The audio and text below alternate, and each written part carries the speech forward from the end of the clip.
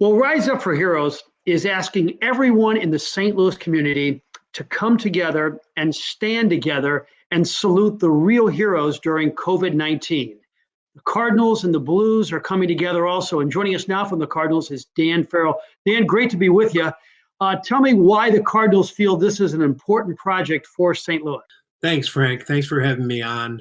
And basically, we joined forces with the Blues, with Keith Alper and his group. And, the main message is really to, support the heroes that are out there on the front line. It's,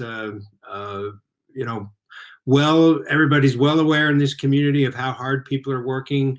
And, it was really a message that we wanted to get out that I think the Cardinals and Blues have the ability to amplify, a community-wide effort. And the intention is to, ultimately make sure the frontline folks know we care and we're there to support them. And then to try and have it culminate in kind of a consistent community-wide effort for everybody to stand up and rise up for these heroes at 7:00 each night. And Dan, when many people think of heroes, they think of Yadier Molina and Adam Wainwright. But I bet if you ask those two, they'll tell you that those people in the front line are the real heroes right now. That's right. And, everybody kind of gravitates towards healthcare. But we're also, very aware of other workers that are out there in essential jobs at their grocery stores, the pharmacies, people in manufacturing, even the services that are out there, your trash and the safety workers. It's just really across the board. And we think that, just like New York and other cities across not just the country, the world, are doing kind of an organic community outreach. We're hoping to try and get our St. Louis community focused on 7:00 as a focal point.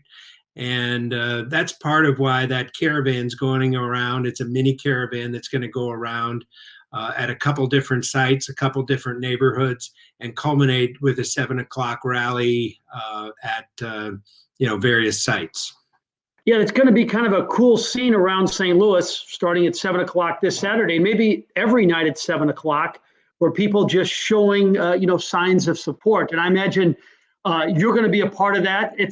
I don't know if any other community, especially one the size of St. Louis with 3 million people, is going to be doing that. But what a patriotic and just passionate display of civility by our town. Yeah, it's true. My son lives in New York City in lower Manhattan, in a fairly dense area. And the other night we were on a Zoom call, and at 7:00 we could barely communicate. The amount of cheering and banging of pots and pans, and just everybody leaning out their windows, going out on their balconies. It was kind of a cool sound, and it's definitely part of what we're trying to do. Again, the main message is to just really bring awareness, and we've got the riseupforheroes.org that you can go to.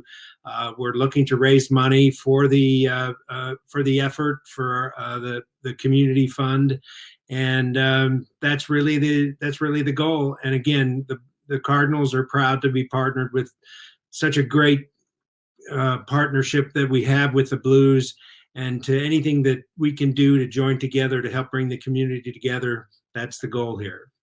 Before we let you go, how about a message to all those Cardinal fans out there right now during this COVID-19 period? What do you have to say to them, Dan? Well, I have to say, it's hard to imagine that we miss baseball more than you, but we really do, because we spend all day long planning, thinking, strategizing, and yet it's all in such an uncertain time. But we're going to be back. We're planning every possible contingency to be back, and just trust it's going to get warm, and baseball will be out there at some point in time, and just hang in there with us. So once again, everybody, the program's name is Rise Up for Heroes. It's our way of coming together as a support group to let every one of those heroes know on the front line that we care about them and we support them. And it starts Saturday night at 7 o'clock. I'm Frank Cusimano, and that'll do it for this program.